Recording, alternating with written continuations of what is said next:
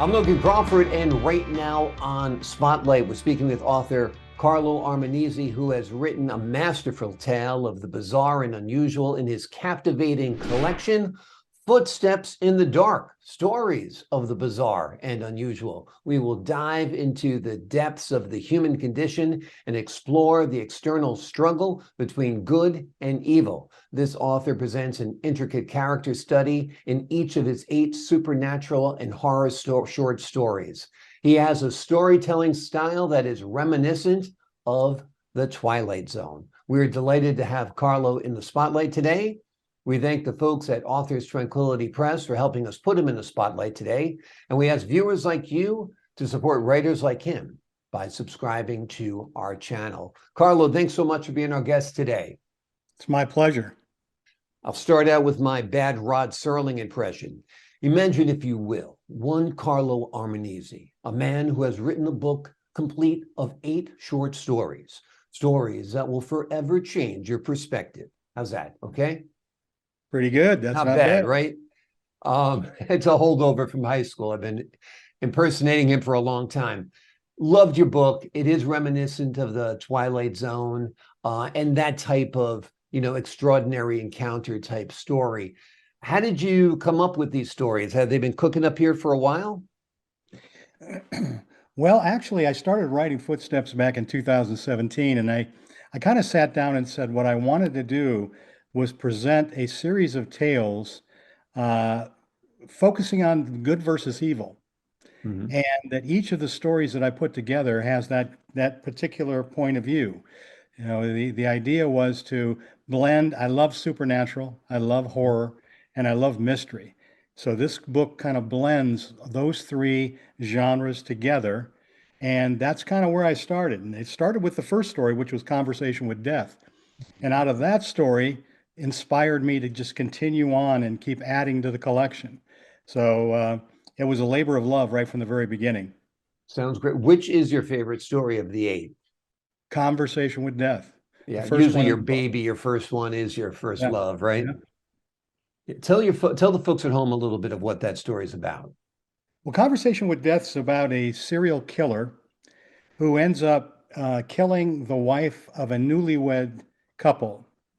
And out of his desperation and his sadness, he decides he's going to go out and get the guy that got his wife, essentially. So for the rest of the story, he joins forces with an FBI agent and he tours across the country following the deaths and the killings of this killer. Mm. And through the process, he becomes more ingrained and determined that he's going to stop this guy because his killings are horrible. I mean, Mm. they're very well depicted in the book, but he's determined that his wife suffered, and he wants to make sure the killer suffers the same way. As he goes through this, what ends up happening is, as he encounters each death, he becomes even more determined and starts to realize that he has to catch this guy. So one night on his way back from a crime scene, he happens to see in the distance a small diner. Mm. And this diner had no reason to be where he was, but he goes to investigate. And when he goes into the diner to investigate, he comes in contact with a dead person, Mm. somebody who's just been recently killed by this serial killer. And he can't figure out why he's able to be there and communicate with this killer. But through the process of the story, he meets a series of people killed by the killer who start to help him find the guy. And Mm. at the end of the story, he does find the guy. But what happens at the end? Each of my stories have a twist ending Mm. because I firmly believe that once you set up a story, you want to have it end in a way that kind of makes sense but keeps the audience engaged as it goes forward. So in this particular case, just when he thinks he's got the killer and he's trapped him, he ends up being killed by the killer. And Wow. that's how kind of where it all ends up in that one. Yeah, exactly. You want to lay out the story, you want it to be logical, you want it to follow to its logical conclusion, but sometimes the logical conclusion should be something the reader did not Didn't anticipate. expect. Yeah, Exactly right. That's exactly absolutely. right. Sounds great. How long have you been writing? Is this your first effort? Well, no, I've been writing for probably 40 years. Hmm. The idea is, but I started out writing comedy. I didn't write Footsteps or horror at the beginning. I started writing comedy, and I've been writing that for a while. And then I moved into mystery, and then finally came back into horror and supernatural. I'm kind of, I like to go where my desire goes when I write. In other words, instead of like most writers, they spend all their time writing in one particular genre. Mhm. I have a tendency to start a story, and wherever it takes me, it takes me. And if it turns out to be mystery, that's great. If it turns out to be comedy, that's also great. And in Footsteps, it kind of combines those because there's a couple of comedic short stories in the book as well. So I kind of like to vacillate a little bit. Exactly. I like my comedy dark also. I like the Coen brothers, that kind of Yep, stuff. I absolutely. find that truly funny. Bad Santa is one of the funniest movies around, I think. Yes. I love, the bizarre take on life, the bizarre twist. To me, it's more real than somebody, just trying to be funny. So the book is amazing. Tell me a little bit about your work outside of writing. What did you do? What do you do to pay the bills? Are you retired? Are you still working? Or tell me a little bit about your I life. am retired, working part now, just basically working full time as a writer. But I Great. spent my career in executive management in retail. Okay. I started working with Gucci. I was with Gucci for 17 years. Then I went to work with the North Face, and then I Mhm. worked for Coach. And I spent my life, but all along the time that I was with these companies, I was also writing. Right. So I just kept it going and kept it going.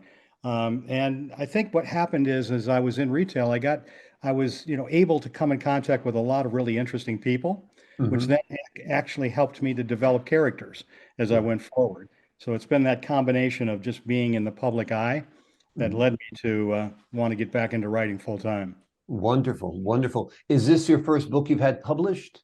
Now I've got 4 books that are out right now. Okay. Uh, Footsteps was number one. Hmm.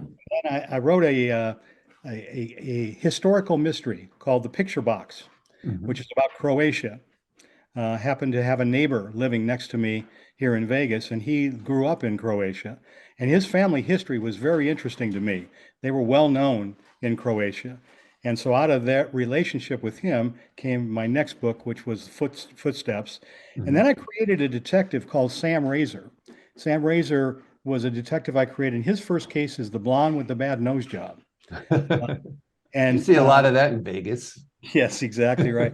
So Sam actually was his first case. Now I'm in the middle now of his second case, which is the case of the black backcourt blackmailer. And Great. then I have another mystery in addition. So all 4 are out right now online. So that's been, Awesome. and I'm continuing to write as we go forward. Great, great. I'm intrigued by your Sam Razor collection because I'm a huge fan of noir, whether it's Philip Marlowe or Sam Yeah. Spade, any of those guys. I love the hard-boiled detective, the postman Well, always rings twice kind of stuff.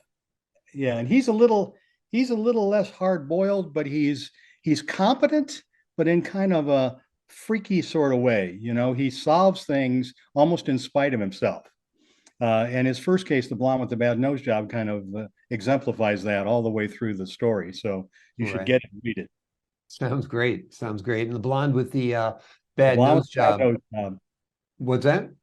The blonde with the bad nose job. Yeah, I Right. love it. I mean, it reminds me a little bit, like you said, you like a little bit dark comedy. Even the title is darkly comedic. I enjoyed Yes. that very, very much. How long did it take you to compile all of these stories that you wrote for Footsteps? I would say I worked on footstep stories for probably close to a year. Hmm. Because as a writer, I spent most of my time redoing and rewriting and Yeah, editing myself and trying to make sure the story had the perfect positioning. These stories are about good and evil. And that's the other thing that I believe in a great deal. I mean, when I wrote Footsteps, the idea was this collection of characters, which are identifiable to most people, they all were willing to do whatever it took to get the things they wanted out of life, to achieve those desires. But the reality was they never really had any particular consideration for the ramifications of their actions. And so when they got what they wanted, they also got the ramifications of what they wanted as well. And yeah. I kind of believe that in life to some degree. You know, you can go out of your way to be evil and take advantage, but at some point, it's the bill's due, and Yeah. you're going to end up paying for it. And that's kind of the way I position Footsteps. So it was that compilation of people that are trying to do whatever was necessary to get what they wanted. Interesting. Yep. Interesting. Is there one story in there? I know your favorite is Conversation with Death, but is there one story in there you think would be most adaptable to become a movie or something? Well, hopefully, what I kind of looked at it this way, that all the stories have kind of a movie quality to them, Hmm. essentially. But another one of the stories is about I'm a firm believer in astral projection. While I was writing my book, I was studying a lot about astral projection or out of body experience. Okay. And one of the stories in my book is about a professor of astral projection. In fact, he teaches at the Institute for the Study of Astral Projection. And in his particular case, he's teaching people how to astral project. But the reason he's doing it is because he's dying of cancer. Hmm. And he's in the study of astral projection, the philosophy is that when you astral project, your second body, which is not your soul, but your second body, suspends from your physical body, and you actually move about and go places. Now, there are a lot of people that believe this is true, and in fact, it's they think that they do it all the time. Well, in this particular guy's case, he teaches, but he's dying of cancer, so he's looking for a replacement body. Hmm. He's looking for somebody that he can teach to astral project so that while they're out of their body astral projecting, he can take over their body. And so that's what happens. That's the crux of the story. And Right. at the end, of course, he gets kind of realizes that he didn't do his due diligence, and the guy that he's trying to take over his body had a wife, and essentially had a husband. And so at the end of the day, he ends up being killed while he's in his second body. So Exactly. that's So that's again, one be I think. careful what you wish That's for. You might exact. get your That's exactly right. That's exactly right. So just desserts. I could actually see this becoming a series, sort of like Dark Mirror. That's kind of like the yeah, modern day Twilight Zone, right? right, exactly. And Yeah. that's the idea. The idea was I created this series of stories, and I'm working on another 7 right now for Mhm. Footsteps in the Dark 2, with the same general philosophy that it's good versus evil. One that I'm writing at the current thing is called The Non-Believer. And it's all about the differences between people that believe in God and people who don't, which is a kind of ongoing debate that's been going on since the beginning of time. And so the idea gets to be is really coming into wanting to focus on real, clear, identifiable messages that we all grapple with or enjoy, but at the same time making them interesting enough that you kind of want to keep reading the next and the next and the next. Absolutely. How far along are you in that book so far? I'm probably 5 stories into it already. Uh, and and like I said, I'm writing another Sam Razor case at the same time, so I kind Okay. of go back and forth between horror, supernatural, and comedy. That's keeping you busy for sure. Yeah. Do you face any challenges while creating your supernatural themes? Or do you feel that's just kind of a creative extension of real life circumstances? Well, it's an interesting question because I'm already when I'm writing it, I'm determined, and I've already determined that it's real. Mhm. That we sit back and we question the reality of supernatural beings and supernatural situations. But as I start to write, I always write from a position that it's actually happening, and it's actually happening to this particular person. So I kind of don't try to discount anything that I'm writing. I don't try to rationalize it in any particular way.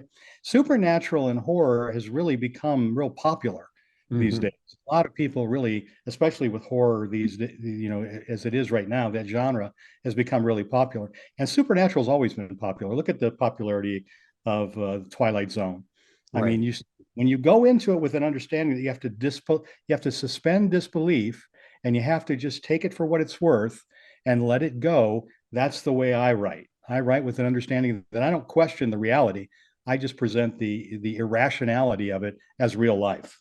Exactly. And I think people want to be scared. They enjoy it for whatever psychological reason. They like the little thrill, they like the chills. It just has to be plausible enough that That's they right. can suspend their disbelief. That's right. That's right. And identify with the characters. That was important for Footsteps, was that each of the characters, each of the lead characters in each of the stories, you had to identify with them.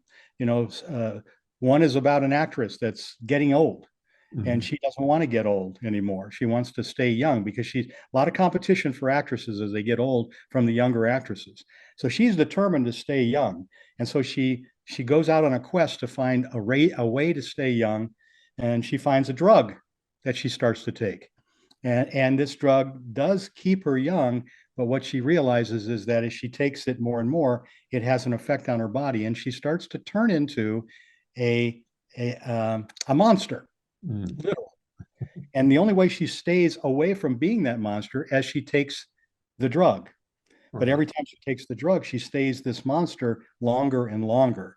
And so at the end of the story, she completely gets to a point where she can't transform back into her normal self anymore because she's taken this drug too much.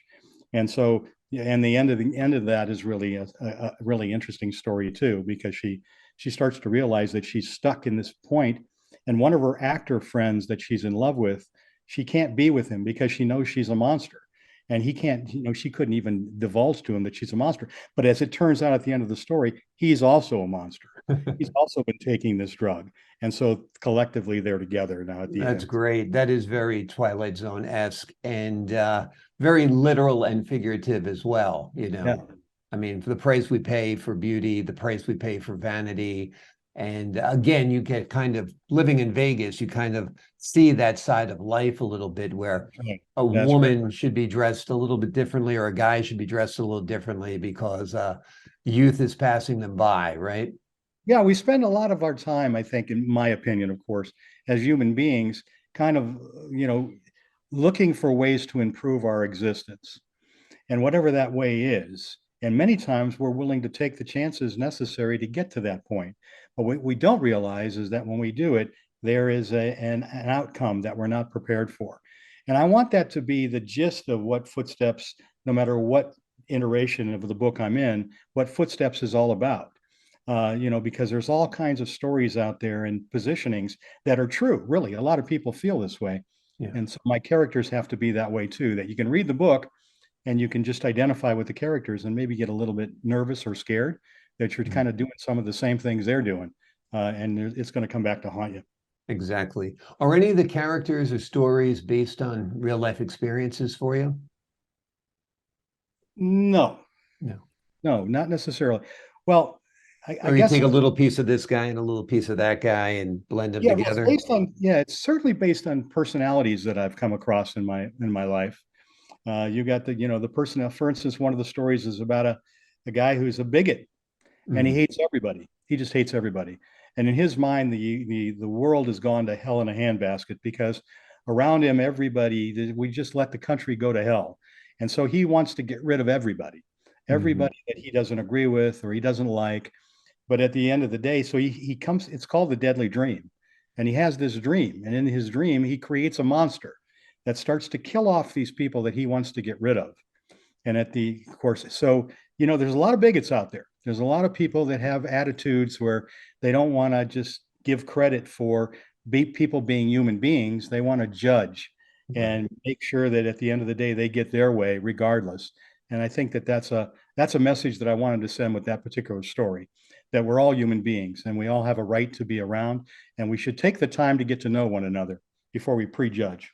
Right. Well, I think that's a particularly fitting theme nowadays because of all the divisiveness in this country, with Yes, all of the reactionary attitudes of people where, America's not good anymore. This isn't any good anymore. Things aren't how they used to be. Every generation feels that. Every right. generation, to one level or another, feels like, oh, things used to be better, or things. It's not. It's more or less the same. Things are changing. Things are evolving, but you know, That's right. we're no worse in this generation than our parents thought this generation was going to be, and That's so on and so That's on. exactly right. That's Yeah, exactly right. And if we just take a moment to listen instead of judging, we can yeah, find out that there's good in a lot of people, and then there's evil in some people too. right, right. That's part of the lesson of life. That's a scary lesson of life, is that true evil is out there. Yes, Yeah, trying to take advantage of the situation. Yeah. And that was kind of the genesis of Footsteps in the Dark, was to present that collection of characters that for whatever reason are willing to do whatever they need to, and to realize that, that kind of lives in a lot of us. We all have negative thoughts every once in a while. We just have to control them. Absolutely. Was there anything you wanted to write, but then you said, you know what, I can't go there. I can't write that. Well, no, I've never really stopped myself if it took me over, if it was something that I had to say, because hopefully what ends up happening in my writing is I try to say something, and especially in the short stories, it didn't stop me from writing. In fact, what's come about now is I've come up with different ideas that I want to take advantage of, Hmm. you know, and I work a lot on titles. I don't know how other authors actually move, but I go a lot by titles. I'll start with a title and let the title take me to the story. Hmm. Uh, and so at the end of the day, that gives me a lot of freedom, if you will. And I'm writing one now right now called Suicide Farm, which is about a man uh, whose wife died, and he was taken to court and freed. He wasn't found guilty for killing his wife. So this one journalist goes out to interview the guy because it was a big case in the news. And when he goes out to interview the guy operates a farm. He's a farmer, and as it turns out, his whole family has been killed, and nobody knew that. But he buries them all on his farm, his suicide farm. So I'll start with a title and then let it go from there if I can. That's very cool. That's very cool. A title is extremely important. I mean, people say you can't judge a book by its cover, Right. but certainly people do pick out books by their covers, and people do pick out books by their titles. That's right. And it's kind of cool because you writing the title first almost makes it like a literary challenge. Right. Like Exactly. this is a great concept. This is a great title. These are the bones. Now, how do I fill in those bones? That's right. That's right. With the understanding that the message I want to be the same. The title kind of drives me in a direction, but the underlying message of good versus evil and what we do to get around things kind of just is pervasive. It kind of keeps going. So that's Yeah. that's kind of the way I work better. Were you inspired by the Twilight Zone? I was. Yeah. I was. I thought Rod Serling was a genius. I mean, the way he Agreed. presented those stories, and I thought the stories were great. I think ultimately they were a little dated. Yeah. They weren't real deep. I don't think the intention was in Twilight Zone to make deep stories, even though the cookbook, remember Mhm. the story of the Yes. cook, How to that Serve Man, right? How to Serve Man, exactly. Yeah. Stories like that, I had a real liking for because there was a message there. Yeah. But yeah, I love the Twilight Zone. I think there were a few series out there that were kind of that way. Twilight Zone, and what was the other one that was Outer Limits, Outer Limits? Yes, Alfred Hitchcock Presents, I love Alfred Hitchcock. all of that. Yeah, I loved it. Spent a lot of Saturday afternoons as a young man and kid watching that stuff. Rod Serling also wrote the original Planet of the Apes in 1968. Great movie. And it's one of my favorite movies of all time, but the screenplay is wonderful. Yeah. The actual story, it's better than the novel it's based on. It's Well, and based then on a all novel. and then And all the subsequent Planet of the Apes movies too, yeah, where the more modern take on it, where the apes kind of take over and all of a sudden now. So yeah, that those were fantastic. I love stories like that. I like yeah, to watch as many of them as I can and then use it for inspiration. exactly, exactly. What films inspire you? Is there like a couple of movies that really like, get the creative juices flowing? Wow, I see a lot of movies. Hmm. Uh, Unfortunately for me, though, a lot of what I see at the movies stays with me just a short time Yeah. because I've moved on to the next movie, and so they start to blend together, the whole thing. The Rocky movies were always great. I Right. loved all of those. I'm not real big on a lot of the Halloween stuff. You might think Right. that's since I like horror. I don't like pervasive horror where it's just for the sake of killing a lot of people. Mm. John Wick, this whole series of this Yeah. movies that he's doing are really good. The only thing about John Wick is you start to realize very quickly he's killed half the United States. Exactly, exactly. What about the original Not Dawn of the Dead, Night of the Living Dead. Night of the Living Dead was good. I like Night of It's the a Living. classic, right? It's a classic, and it starts that whole genre of, the whole thing of how you approach the whole vampire and dead, the And undead, zombie, yeah. It's kind of like the zombie. birth of the zombie movie. That's exactly right. Those are good. Yeah, I don't see myself writing a zombie movie though. right, I'm interested in watching it. I'm not necessarily interested in writing it right, because I want there to be more reality to my stories.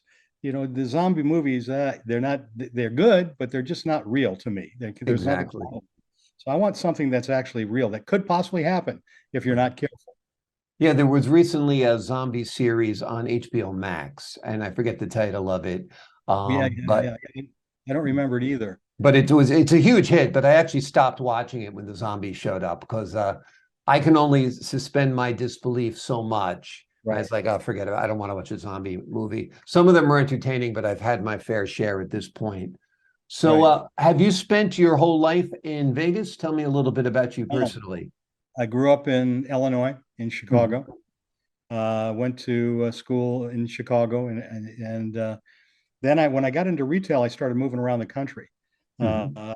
I've lived in San Francisco, LA, New York, Boston, Vegas. Because of my career, I had the opportunity. I was blessed enough to be able to move around the United States and be in different cities. So uh, I ended up in Vegas because I was brought here as recruited here to run a company, a small company, and Mhm. that's what brought me here. Even though I'd been in Vegas several times, but Vegas is, I think, the end, Yeah. uh, or maybe not. My wife loves the heat. I don't, so I don't know. I'm gonna have to figure that one out.